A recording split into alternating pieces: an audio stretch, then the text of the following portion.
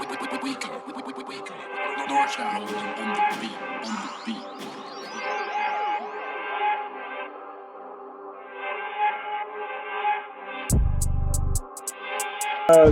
the OHSF all-decade team, I have a really important linebacker to the team. I'm going to let him introduce himself and then also speak about his time as a football player.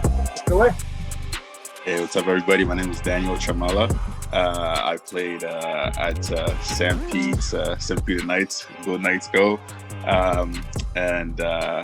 High school football for me was probably one of the best, and that's probably one of the most. If you gave me a time machine, that's probably the only reason I would ever go back to high school, just to play football again for St. Pete's, for sure. I played middle linebacker, outside linebacker, inside. I played corner. I played DB. I played corner. I played halfback. I played safety. Practically everywhere. I played D-line. Practically everywhere on defense. I was able to kind of move around, for sure, but mainly focused on linebacker. Awesome. Can you talk about how you got into football and like what your football background was growing up? Yeah, so first of all, I was born in Congo, the Democratic Republic of Congo. Came here in 2004, Montreal. Football for me was very foreign. Saw a couple guys during recess, throwing the ball around. I was there with them, just did this and that. And then moved to Ottawa, and then same situation, seeing a couple of guys recess, tackling here and there. That's kind of where I grew a little bit of an interest. My first love was mainly basketball, but and then going more into when I moved from because I moved to Ottawa South, and I moved to Orleans. That's where kind of football was pretty huge here. I met a couple guys who played Panthers. There's a guy named Trey Morgan who actually introduced me, brought me to a few practices. So I went there, and then they put me at middle linebacker. I was not very good at all whatsoever. I was playing with the OVFL guys, so I was playing with the older guys. And then they asked me if I wanted to switch and go with the younger guys. To think about it now, I should have never switched, but I went with the younger guys. They switched me to O-line, which was something special. Had the pleasure of blocking Eli Nku, so that was a good time. But no, I wasn't very good, nor was he. But at the time, we were all just learning the game, for sure. I kind of really gotten into develop as a football player, really into my grade 10, grade 11 year at St. Pete's and at Panthers. I got a coach at Rapantini who helped me a lot, and then Coach Mick. I can't even name all my coaches at St. Pete's, just because I've been helped by so many of the coaches at St. Pete's, and I wouldn't really be here without any of them. So they kind of really helped me develop as an athlete I am, or that I was. So that's kind of, and then I kind of fell in love with the game. I fell in love with everything about it. I fell in love with hitting hard. I fell in love with just carrying my equipment around. The game was just good to me, for sure. That's an amazing answer. Honestly, it's cool. All those little name drops, people that you and I both know, obviously growing up, stuff like that. They were a little bit younger than me, but Trey and Eli and all those guys, of course. Yeah. And really awesome that you got into it just kind of like on a whim like that, right? You got brought over, and we all learned, just personally for me, off the record, I was the way I got into it was grade 9, and I got thrown into a junior practice at St. Pete's. Mr. Bean, if you remember him. Of course, I remember Mr. Bean. And Mr. Bean, the legend. Yeah, Oklahoma drill, OG, and bull ring. Yeah, the bull ring. You remember that one? The circle? Oh my God. Man, that one I don't remember. But Oklahoma drill is a classic. Yeah, so they used should definitely be banned. So they had a one that was worse. They stuck you in the middle, and then you would have to keep your head on a swivel 360, and they would call a guy out from somewhere, and he'd just come and hit you. It was in a circle. Could you imagine that? Yeah, and you had to find the guy quickly and then take your lick. And they keep going until you were done. So that was old school. That is old school for sure. For sure. And a lot of lawsuits will come up if you do that now. Absolutely.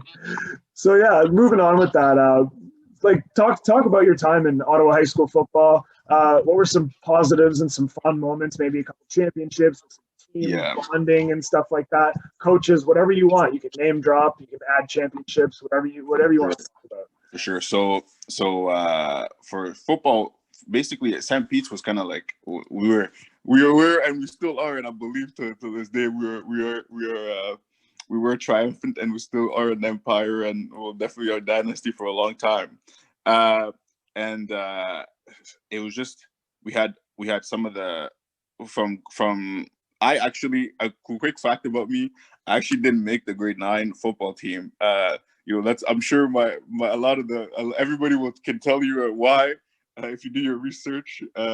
But going into grade 10, I've really focused on bettering my academics, bettering my attitude at school, and then getting a chance to play for Mr. Bruce Bromley.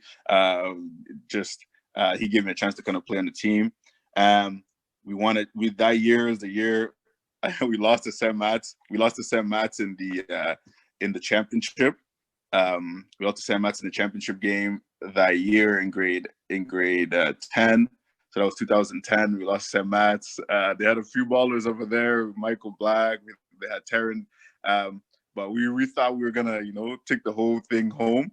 But grade 11 was really where it was a heartbreak to lose one, because you don't lose at St. Pete's. But grade 11 was one of my best memories, because I played with the older guys, and I was able to start on the team, and there was a lot of players there that were very talented as well, and just being able to to play with them, and to guys like Isaiah Harris, being able to tackle a guy like Isaiah Harris was a feat to itself. That guy was a monster, and just winning that first city championship, and those are big moments. I won a Vanier at Laval, but man, that city championship, winning a city championship for St. Pete's is a Super Bowl. And then winning my second year, grade 12 year, I was really looking forward to it's bad to say, but going to St. Pete's, you're gonna win, and we won the city championships, and my eyes were really just OFSA, because I just wanted an OFSA. I wanted to get to OFSA. I wanted to play in Toronto Stadium. I wanted to win an OFSA, and we weren't able to do that. But just playing for St. Pete's was one of the most memorable time of my life, and there was so much great discipline in St. Pete's. Coach Mick didn't take much crap. He didn't take much crap when it came to football. We practiced the reason why we won is because we practiced every day. There was no day off. Practice Monday, Tuesday, Wednesday, Thursday, Friday. Every single day there was practice. So of course that paid off, and it's just winning camaraderie, the coaches, and we didn't have I don't know anyone at St. Pete's that I played with who didn't like our coaches, who didn't appreciate our coaches, who didn't who or a coach who treated any of us like garbage, or there's a lot of coaches nowadays who do favoritism, and or just treat players like they shouldn't be treated. But I loved all my coaches at St. Pete's, and till this day I'm so thankful to all of them.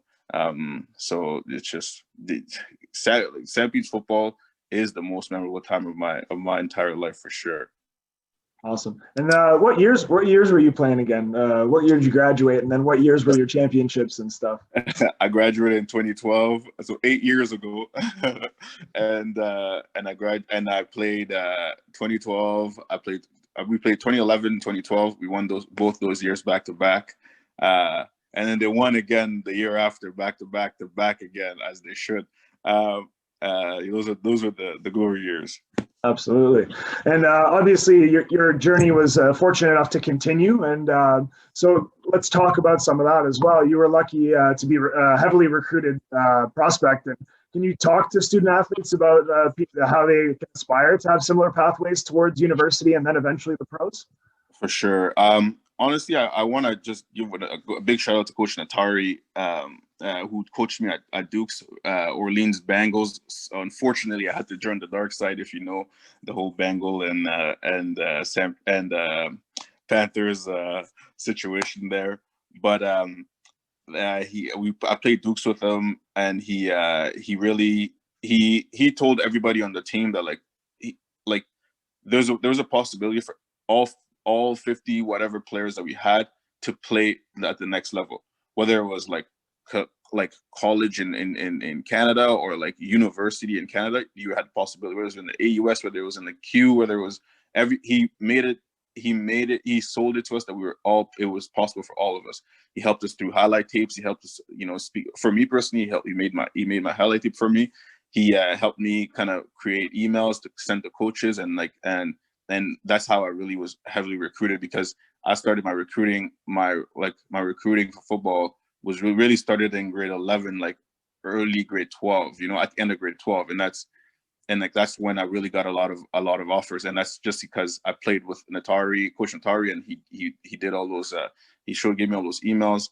I was at the time, I was looking at going to McMaster, or Bishops. My number one schools were McMaster and Bishops, and I went to my visit at Bishops, and then they and McMaster, that was the year that they won too, so there's a lot of hype of going there. So coming from a winning program like St. Pete's, my eyes were definitely on McMaster, but going to I trip at Bishops, and everybody from St. Pete's went to Bishops. So and then you went to Bishops, and we had a pipeline for a bit. Yeah, for sure, a big pipeline there, and I loved Coach Ray Gagnon, rest in peace. And he just I felt like home there, and and life in the Q was very cheap too. So I was like, man, this is the place I want to be. And he was really real to me and told me where I stood, what I could have done there. And I left St. Pete. As I left my recruiting trip, I was pretty committed that I in my head I was thinking Bishops is the way to go. I got a call from Center FX. They were insisting on coming on a visit, and at the time I was like, I already in my head I'm like, yeah, I'll just do this free trip, just relax a little bit, enjoy the free trip, and then this and that. Came to pick me up at the airport. We drove from Halifax all the way to Inigonish, Nova Scotia, 2 hours away, and I was like, oh my gosh, I'm not coming to this freaking this place is not gonna see me at all.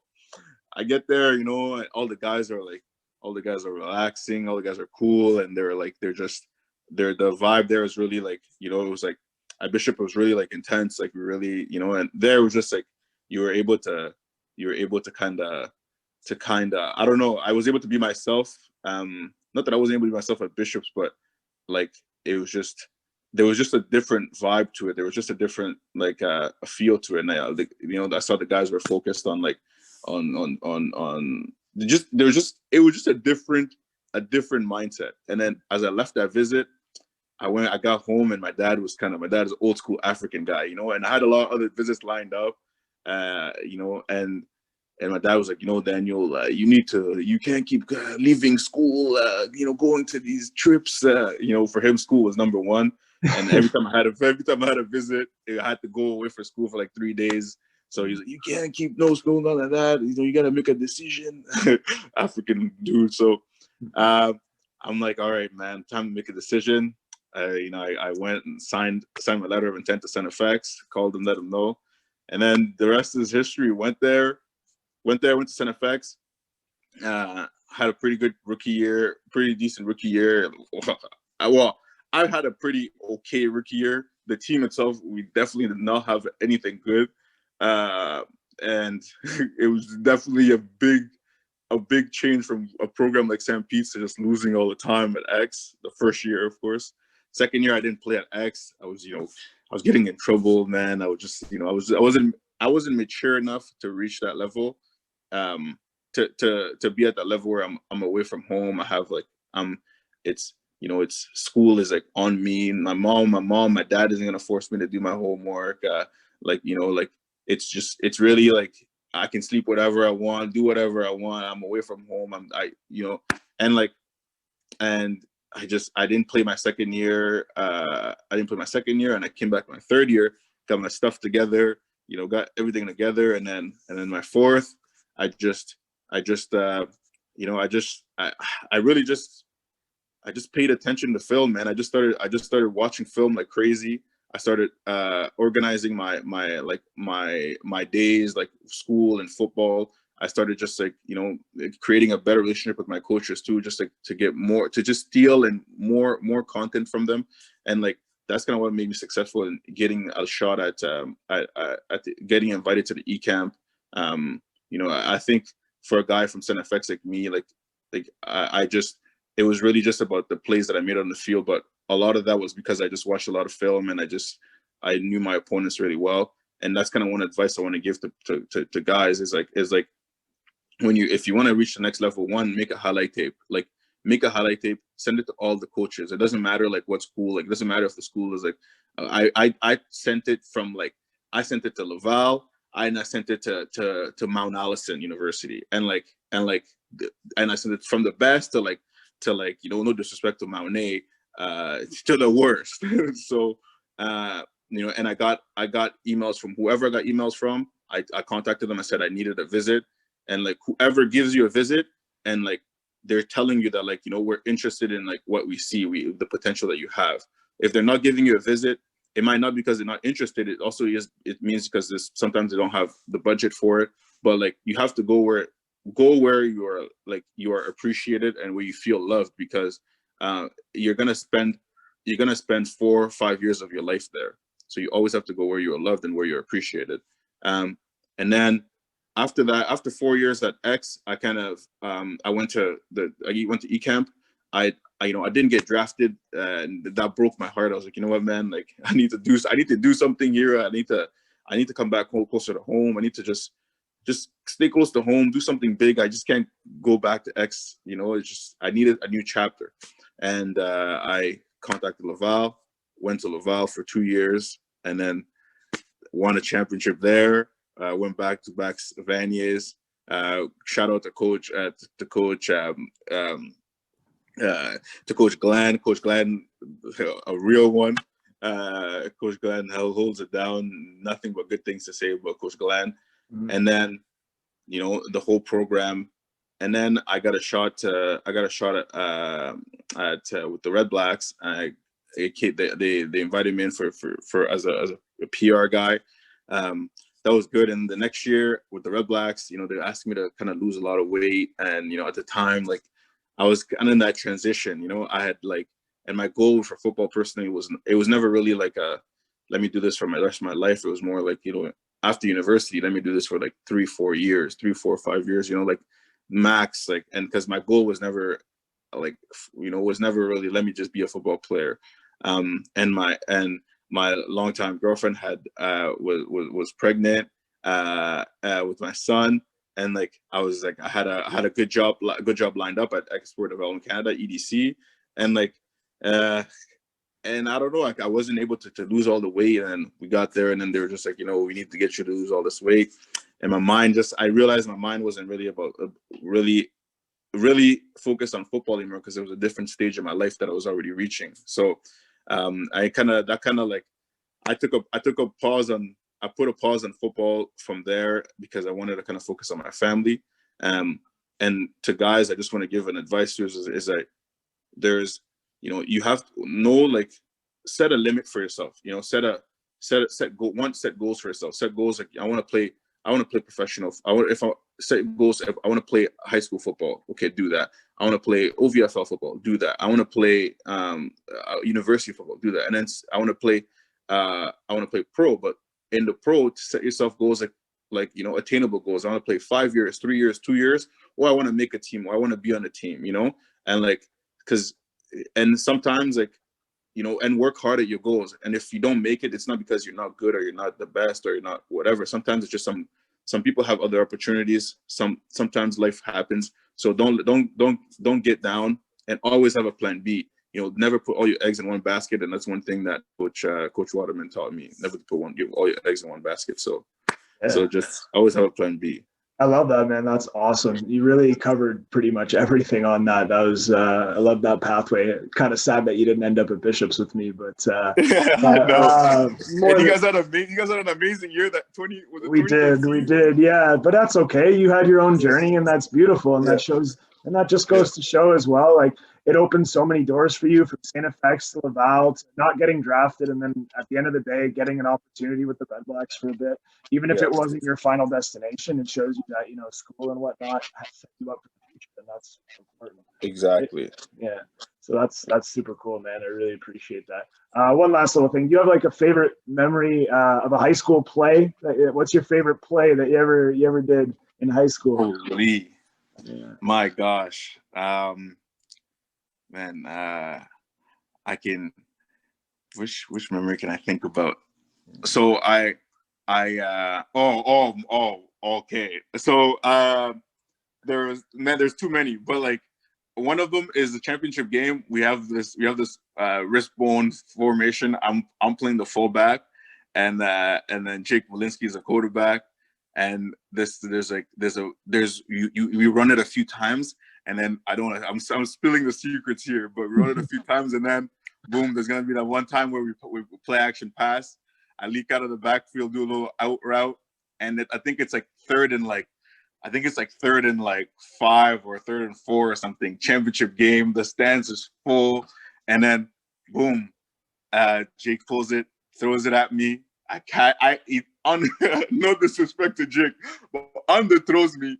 I catch it, boom, first down. I just signal first down, and then and then boom, that was a pretty cool moment for sure. And then we get the first down, and then march again, and we win that game.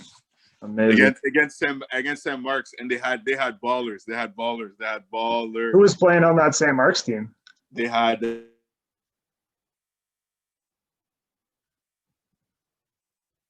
what was his name? That cut out on you. You want to try again? Yeah. Yeah. I'm forgetting his name. Is the QB he played at Carleton, #1, Gorbachev. Nick Gorbachev. This boy was playing. I'll tell you right now. This guy gave us some trouble for sure. But hey, I give him I sacked him a few times that game. So there's a lot of memories. No. Another one I gotta share with you guys is this is B-Wald. So I hope he hears this. Against Ashbury championship game, B-Wald comes in, lights me up. I'm this little 198 pounds, barely 198 pounds. Let's be honest, 185. Grade 11 lights me up, and I get up and he says good night, because we're in those St. Pete's nights. I'm like, oh really? I look at him, I point at the scoreboard. We're leading 38 to 3 or something. I point at the scoreboard. I'm like, you good night. that was a good one. That was yeah. As long as it led to a championship, right? Hey, exactly, man. Hey, we Yeah. won a championship, and I got to talk a little smack. I got smacked, and I got to talk a little smack for sure. That's awesome, man. Yeah. Yeah, I really appreciate you sharing that with me, Dan. And also, congratulations for making the all-decade team as a linebacker. And just goes to show that the coaches here in Ottawa do recognize your efforts and your talents, and it clearly went on to something even bigger. That's amazing. No, I most definitely I'm so humbled, and I completely appreciate it so much, and I'm so thankful to I would have never been the player that I am if it wasn't for the coaches that were put in my life. I was never a good football player starting football. I was never super athletic. I was just well coached, and that's what really got me to where I'm at. So I'm so thankful to Ottawa, to all to St. Pete's, to Dukes, to Panthers, to everybody that ever came across my teammates, and just thank you guys. And I'm so honored and humbled to have received such a prestigious award, and I take it very seriously. Thank you very much. Cheers. All right, and that's Daniel Tshiamala, ex-linebacker for St. Pete's, class of 2012. All the best, brother. Take care, brother.